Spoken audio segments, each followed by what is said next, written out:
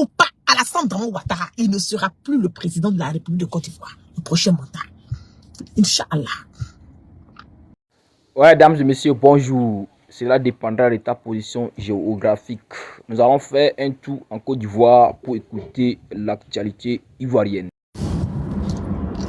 Coucou à tous. Merci d'être connectés avec moi ce soir. C'est la guêpe. Toujours un plaisir d'être avec vous. Et toujours un plaisir de partager mes directs et mes baillements. Comment allez-vous? J'espère que vous allez super bien. Moi, quant à moi, je pète la forme. Je pète la forme. Donnez-moi une seconde, connectez-vous. Partagez massivement le direct.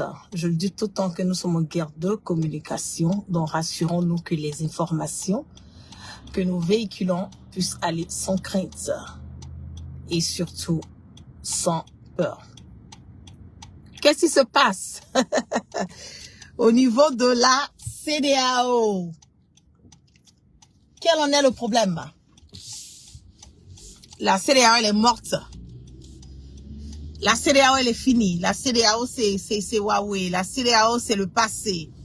La CEDEAO, c'est comme on le dit, voilà, on n'en parle même plus. On ne parle plus de la CEDEAO. Aujourd'hui, vous avez vu, quand on vous a dit dès le départ que de faire attention aux faits et gestes que nous posons souvent dans la vie, les gens pensent que non, c'est une histoire de parce que les gens veulent voilà, saboter, voilà, c'est parce que les gens veulent dénigrer. Je le dis tout le temps, c'est loin de là. Aujourd'hui, cette CEDEAO qui avait mis des sanctions sur le Mali, cette même CEDEAO qui avait mis des sanctions sur le Burkina, le Niger récemment, cette CEDEAO, elle est morte. Cette CEDEAO, elle n'a plus de pouvoir. Cette CEDEAO ne peut plus rien dire. Elle ne peut plus rien créer au niveau de l'Afrique de l'Ouest. Les pressions sont fortes sur tous les différents chefs d'État dictateurs qui sont à la tête de nos différentes nations depuis des décennies. Nous avons vu Macky Sall.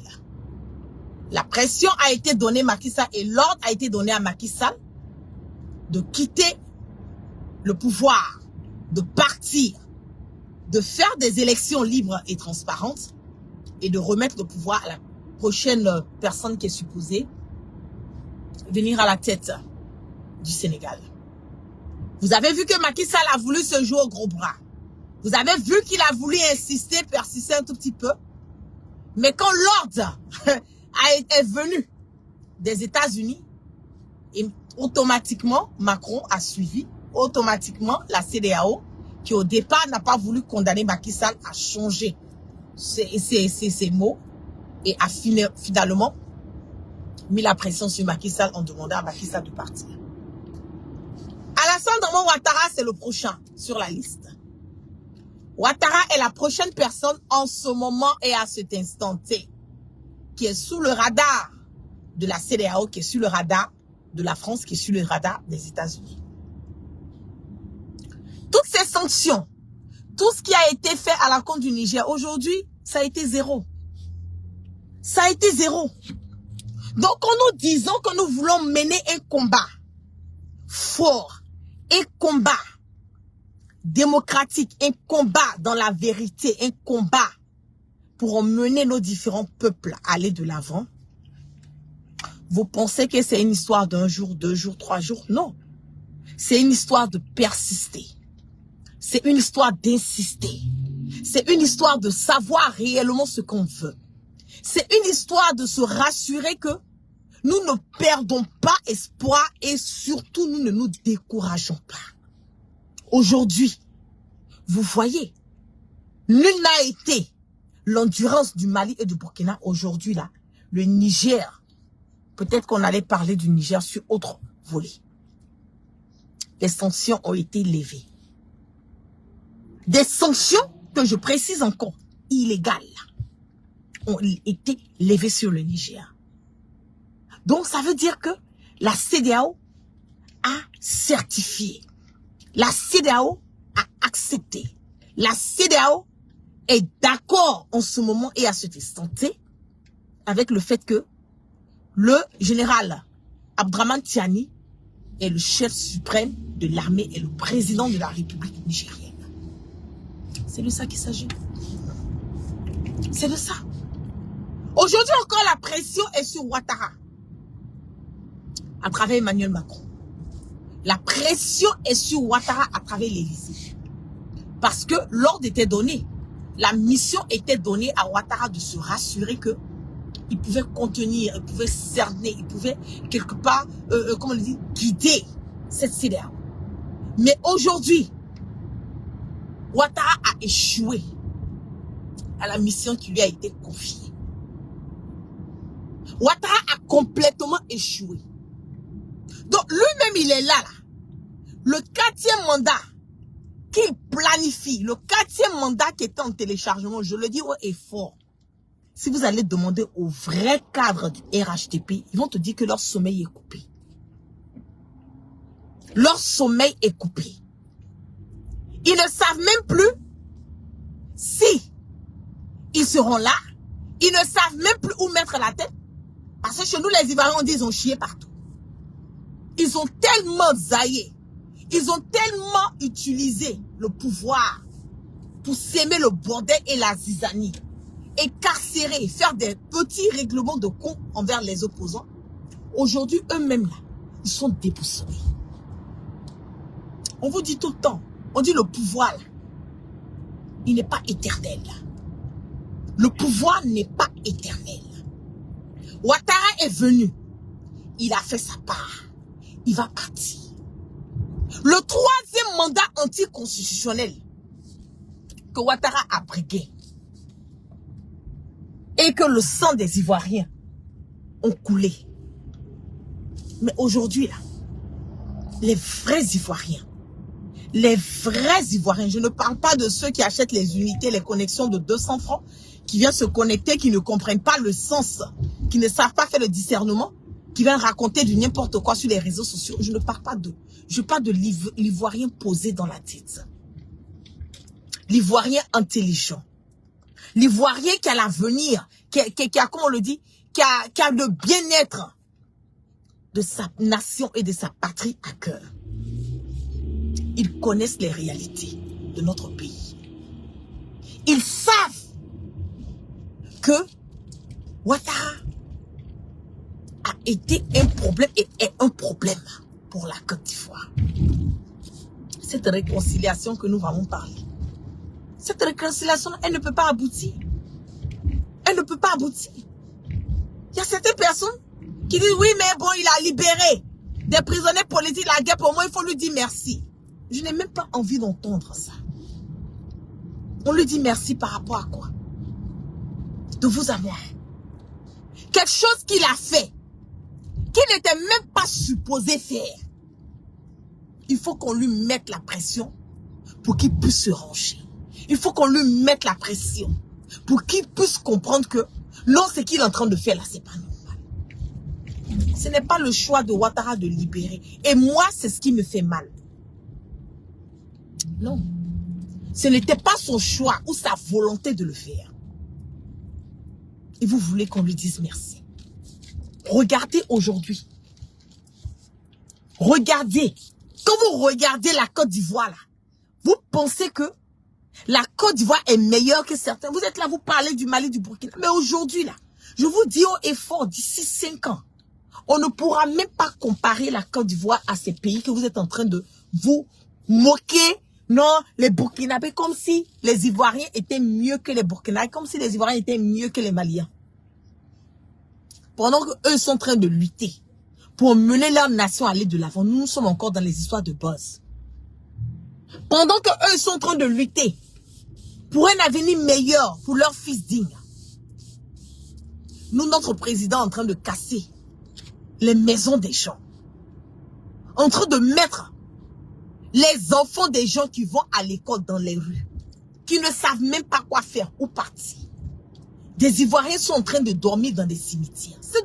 C'est ces réalités de la Côte d'Ivoire que nous parlons.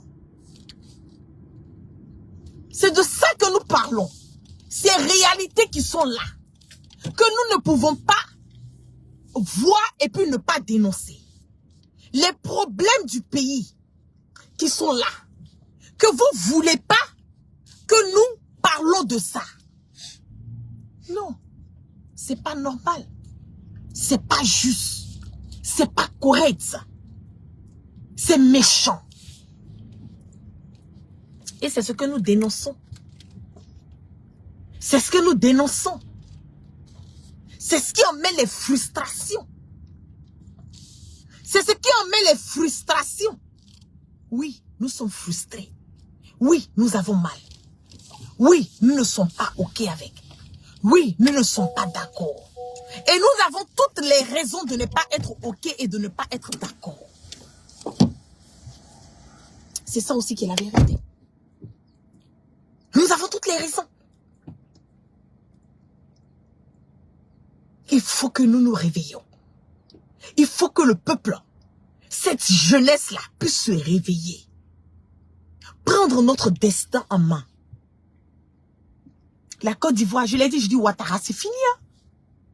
Ouattara, c'est fini. Que vous le vouliez ou pas, Alassane Dramane Ouattara, il ne sera plus le président de la République de Côte d'Ivoire. Le prochain mandat. Inch'Allah. Je le dis. Aujourd'hui, il y a des membres même du RHDP qui se cachent. Il y a des membres même du RHDP qui se cachent. Qui ne veulent même pas qu'on les associe directement. C'est que ils sont au RHDP, ils se disent qu'ils n'ont pas le choix. Mais tout un chacun, nous avons un choix. Nous avons des choix à faire. Aujourd'hui, la CEDEAO, c'est fini. On parle de AES. On parle de AES. Le Sénégal. Si le Sénégal n'est plus dans la main des Macky Sall, la personne qui va venir, on prie le bon Dieu que la personne s'associe à AES. Donc la CEDEAO, elle est morte. Ouattara est isolé. Il ne fait même plus l'affaire de la France. Il ne fait même plus l'affaire des Européens. Je le dis, ouais, et fort. Ils veulent se débarrasser de lui. Ils veulent se débarrasser de lui. Est-ce que c'est ce que vous n'avez pas encore compris? C'est ce que vous n'avez pas encore cerné. Vous pensez que c'est une histoire, c'est une haine que nous avons. Ce sont des frustrations. Oui, des frustrations que nous avons. Toutes les promesses qui ont été dites, il a tenu à quoi? À quelle promesse Ouattara a tenu?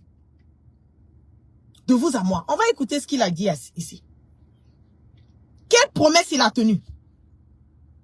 Dans le même temps, je m'occuperai des conditions de vie de 4 millions de personnes qui vivent dans les quartiers comme Boribana, Gobelé, Accro Miabla, Koumassi Campement, Sagbe, PK18, etc. Chers frères et sœurs, dans le même chapitre, je consacrerai dans les 5 années de mon mandat 100 milliards de francs CFA pour que dans ces quartiers précaires, vous ayez le minimum pour vivre décemment. Bon, de vous à moi, même si vous n'aimez pas la guerre, je ne vous demande pas de m'aimer. Je ne cherche pas l'amour de quelqu'un sur les réseaux sociaux. Oui, je ne cherche pas l'amour de quelqu'un. Mais de vous à moi. Quand vous écoutez les récits, les propos de Ouattara, les promesses qui ont été faites, et vous regardez l'évolution des choses au niveau de notre pays, même si vous n'aimez pas la guerre, est-ce que c'est normal? Est-ce qu'il tient à ses promesses? Est-ce que il a tenu à ses promesses?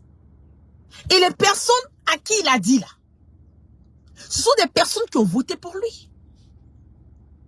Même Yopougon a cassé Jesco. Ils ont dit aux populations de Jesco. Bitogo a dit aux populations de Jesco de voter pour lui. Et qu'il allait se rassurer. Qu'on n'allait jamais casser leur messe. Leur business. Les écoles. Est-ce qu'il a tenu à sa promesse? Vous allez dire non. Ah, c'est parce qu'il a voyagé. Il n'était pas là qu'à Bakongo. Je vous dis que ces gens-là, ils sont dans du game. Ils sont dans du game. Il faut être dans leur réseau pour comprendre. Bakongo et Bitogo là, c'est même pipe, même tabac. C'est la même chose. Et vous pensez que l'ordre est venu de qui? L'ordre est venu de Ouattara. Ils ont fait exprès. Attendre que Bitogo parte en Égypte pour venir casser les maisons des gens. Et ces mêmes peuples qui vont dormir dans des cimetières, qui ont leurs maisons qui ont été cassées, leurs business qui ont été cassés, sont ces personnes-là qui ont voté pour eux.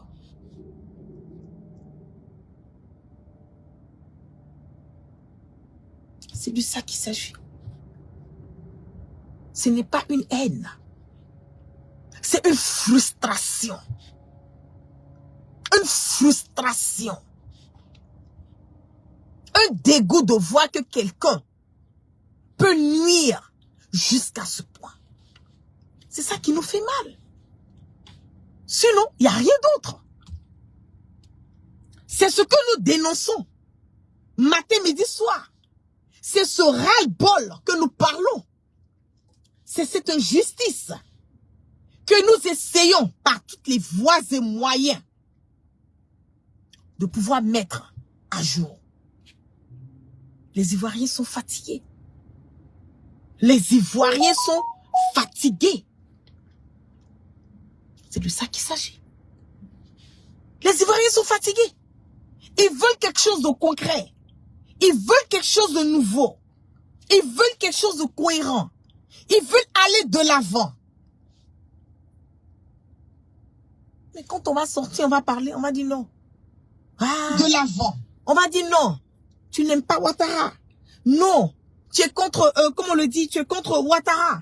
Non. Ouattara là. Ah, c'est ton papa.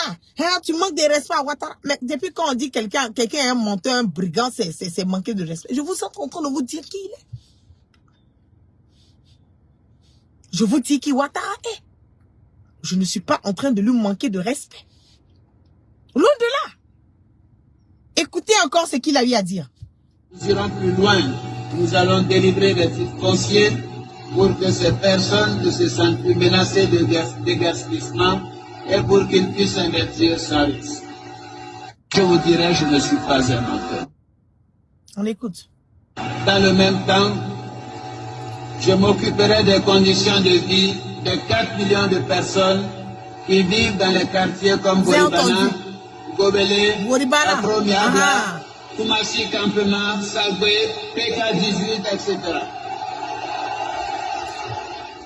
Chers frères et sœurs, dans le même chapitre, je consacrerai dans les 5 années de mon mandat 100 milliards de francs CFA pour que dans ces quartiers précaires, ils aient le minimum pour vivre décemment. Nous irons plus loin. Nous allons délivrer des titres fonciers pour que ces personnes ne se sentent plus menacées de déguerpissement et pour qu'ils puissent investir sans risque. Je vous dis. Vous entendez? Regardez toutes les promesses qui ont été faites. Toutes ces promesses. Mais est-ce qu'il a tenu? Bien au contraire. Bien au contraire. Il a cassé les maisons des gens. Il a cassé les maisons des gens. Il continue de faire dormir les Ivoiriens dans les cimetières. C'est de ça qu'il s'agit. La CEDEAO est finie. Il n'a plus de soutien. La CEDEAO, c'est fini. Il a abandonné. Il est le seul dictateur maintenant qui reste dans la CEDEAO. Macky Sall, là, lui, il part. À partir du 2 avril, on ne parle plus de Macky Sall. Le Mali a gagné en temps. Le Niger, le Burkina. Donc, Ouattara, c'est fini.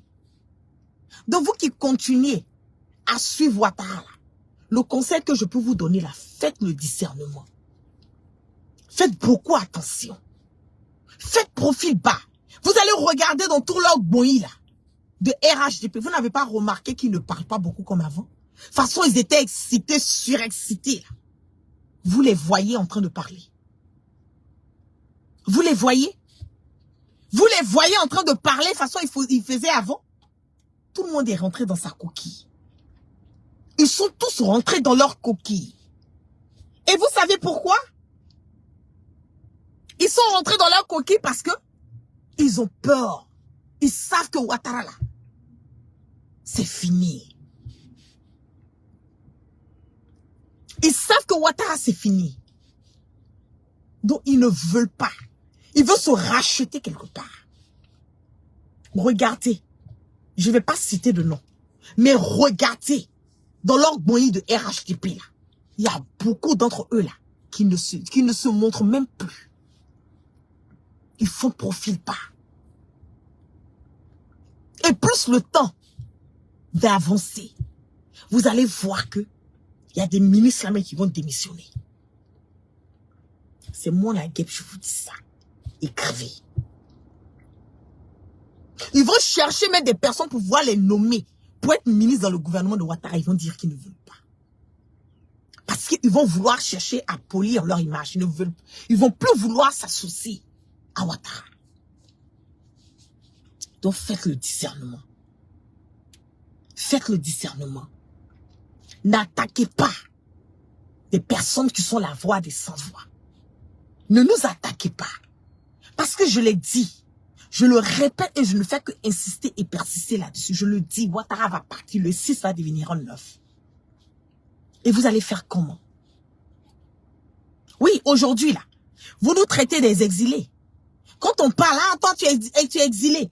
Tu ne peux pas rentrer en Côte d'Ivoire. Il faut rentrer ici, tu vas voir. Si tu es femme, il faut venir ici, tu vas parler. Mais vous oubliez que Ouattara, il a été un exilé. Il a été un exilé. Chacun de nous, nous avons notre parcours. Guillaume Soro, là. Guillaume Soro, il va rentrer très bientôt. Il va rentrer. La même manière, Ouattara était en exil, là. Il est rentré, là. Jusqu'à il est devenu président, il a abrigué la constitution pour se maintenir pour un 3e mandat. Là. Je vous dis que Guillaume Soro va rentrer. Je le dis, hein. Continuez à vous adhérer à GPS. Continuez à vous adhérer à GPS. Vous avez vu combien de cadres du GPS qui ont été libérés? Ça ne vous emmène pas à réfléchir.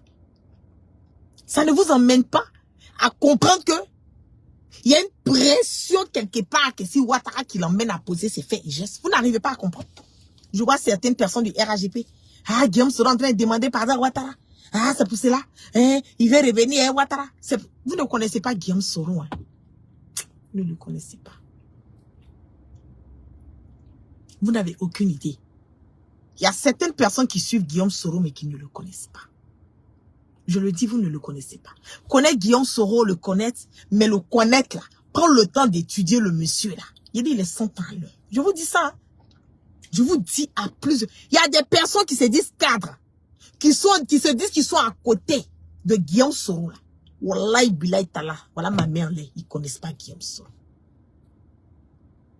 Ils ne le connaissent pas. Ils ne le connaissent pas. Vous voyez que Ouattara est en train de libérer toutes ces personnes. Vous pensez c'est pourquoi? L'image de Guillaume Soro que Ouattara a sali sur le volet international. Aujourd'hui, l'image de Guillaume Soro là, est en train d'être polie. Les gens savent aujourd'hui que Guillaume Soro n'est pas le problème. Il n'a jamais été le problème. Le cancer, le mal et la gangrène, c'est Ouattara. Donc la pression vient de partout. Quand je vous parle là, vous pensez que je raconte, Voilà, je vous dis la vérité. La pression vient de partout. On dit à Ouattara, tu as emprisonné les fils dignes. Tu as emprisonné toutes ces personnes. Pourquoi tous ces prisonniers politiques? Il disait qu'il n'y a pas de prisonniers politiques en Côte d'Ivoire. Que nous sommes dans une réconciliation, il n'y a pas de problème. Mais toutes ces personnes emprisonnées. Et quand on regarde les opposants, là, beaucoup d'entre eux sont réistes, qui ont été pris parce qu'ils allaient accueillir Guillaume Soro. Vous vous rendez compte? Des arrestations arbitraires. Des arrestations illégales. On lui a dit, non, non, non, non, non. Ça ne peut pas continuer. Tu ne peux pas mettre la Côte d'Ivoire encore dans une instabilité. Il faut libérer les prisonniers politiques. Il faut libérer les cadres de Guillaume Soro. Il faut les libérer. Il ne voulait pas, hein? On lui a dit non. Il faut les libérer. Il avait la pression. Il n'avait pas le choix. Il n'avait pas le choix. Et avec ça, vous voulez qu'on vienne lui dire merci. Ah oui, mais quand même, il a libéré. Je dis, il n'avait pas le choix. Sinon, le choix, là, la volonté de Ouattara, c'était de maintenir ces gens-là encore. Asseyez-vous, vous allez voir. Il va commencer à créer encore. Ceux qu'il a libérés, il y a des milliers de prisonniers politiques dans notre pays. C'est 51 personnes seulement il a libéré. Ça, c'est comme si c'était une petite goutte d'eau qu'il a mis dans la mer. Et les CKCK. Et CKCK. Vous avez mis le monsieur en prison. Il a fait AVC. CKCK, même, c'est que ses facultés-là. Il n'arrive pas à faire le discernement. Il est malade. Mentalement, ça ne va pas. Le monsieur est encore dans vos mains. Mais libérez-le. Des prisonniers depuis 2011. Des prisonniers. Des militaires prisonniers depuis 2011. Si le président Laurent Gbagbo est parti à la haie, à la CPI, pardon, et qu'il a été acquitté, on dit que ce n'est pas lui qui a fait les 3000 morts. Donc, pourquoi les personnes qui ont pris des ordres sous le président Laurent Gbagbo doivent être encore en prison? Moi, je vais dans une logique qui est claire. Hein? Je vais dans une logique qui est claire, nette et limpide. Eux-mêmes, là, ils ont pris le président Laurent Gbagbo, là. Ils l'ont envoyé à la CPI. Ils ne savaient pas que le président Laurent Gbagbo allait revenir. Ils ne savaient pas. Si Ouattara savait que le président Laurent Gbagbo allait revenir, là, Wallahi Bilaï Talaï, il allait que, on allait l'éliminer même, quoi. On allait l'éliminer, il n'allait même pas voir ces pays-là. Il est parti, il a tapé 10 ans. Tous les procès, on a tous suivi ça. C'est pas comme si on vient nous raconter des choses qu'on n'a pas vues. On a suivi le procès en direct. On a vu ce qui a été dit, ce qui a été fait.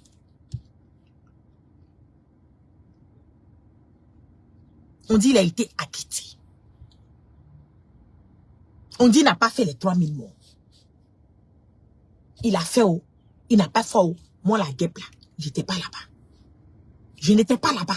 2011, j'étais pas en Côte d'Ivoire. J'avais déjà quitté la Côte d'Ivoire pour les États-Unis, il y a longtemps. Donc, si il a été acquitté, on dit que ce n'est pas lui qui a fait les 3000 morts. Qui a fait les 3000 morts? Pour les personnes, les militaires, je parle même là des militaires. Les militaires qui étaient sous le président Laurent Gbagbo. Si le patron a été innocenté, pourquoi les personnes qui étaient sur lui là, on va les incarcérer? Libérer. Ouattara n'a qu'à libérer les militaires qui étaient sur le président Laurent Gbagbo. Il n'a qu'à libérer CKCK. Parce que c'est le président Laurent Gbagbo qui était le chef suprême de l'armée, pendant que le Gbagbo, c'est lui qui était le président. Donc le militaire, là, il prend ses ordres sous le président, le chef suprême de l'armée. On dit le patron, il est innocenté. Libérez les prisonniers politiques. Libérez les militaires. Libérez-les. Mais il n'est pas prêt. Il n'est pas prêt à le faire. Son tour arrive. Hein. Je le dis, hein, le tour de Ouattara arrive. Il va monter, il va descendre, il va partir. C'est pas un départ. Il va lire l'heure. Il va lire l'heure. Il va partir. Mais vous, qui êtes à côté de lui, comment vous allez vous sentir? J'ai dit, l'État, c'est une continuité. Vous qui êtes là, qui faites le gros dos, qui foutez la merde de le bordel, parce que vous avez le pouvoir. Le pouvoir, il n'est pas, comme on le dit, c'est pas à vie. Le pouvoir n'est pas éternel. Comment vous allez regarder vos frères ivoiriens? Vous allez faire ça comment? Faites le discernement. Le président Laurent Gbagbo l'a dit, quand on t'envoie là, il faut savoir t'envoyer.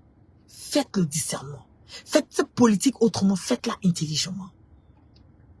Soyez des personnes, des hommes, des femmes intègres, droits, justes. Restez dans vos bottes. Défendez ce qui est défendable.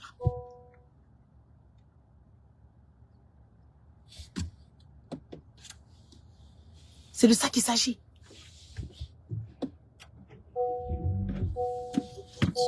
Défendez ce qui est défendable. Ne restez pas dans les émotions. Protégez le patrimoine. Protégez notre nation. Sur ce, je vous claque plein de bisous. Vous passez une excellente soirée sous la protection de notre Dieu puissant. Vraiment, on remercie le bon Dieu pour toutes ces libérations. Parce que c'est lui seul. C'est lui qui a la base. C'est la première personne à remercier. Je remercie le bon Dieu.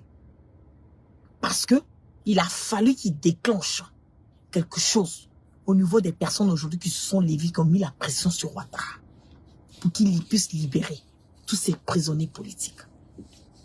Et que Dieu continue encore de protéger le leader générationnel, Soroki Baforikiem. Que Dieu continue de le protéger et qu'il continue de protéger toutes ces personnes aujourd'hui qui mènent ce combat, que ce soit sur le volet de leur pays ou ce combat panafricain. Que Dieu continue d'avoir sa main et sa barricade sur nous, quelque part nous nous exposons. Nous mettons nos vies à risque. Pas parce que nous voulons obtenir quelque chose, même pas parce que nous obtenons quelque chose, mais tout juste parce que nous voulons aller de l'avant et voir cette Afrique qui est le berceau de l'humanité aller de l'avant. C'est tout. Donc vous passez une excellente soirée et on profite de votre week-end et on part toujours, je le dis toujours, sans crainte ni peur. Et on part toujours sûrement. Merci à toutes les personnes qui continuent de nous apporter leur soutien. Merci, merci pour tout le soutien inconditionnel à ma modeste personne. Je ne cesserai de vous dire merci. Merci pour tous les messages de soutien. Que Dieu vous bénisse. Peace and love.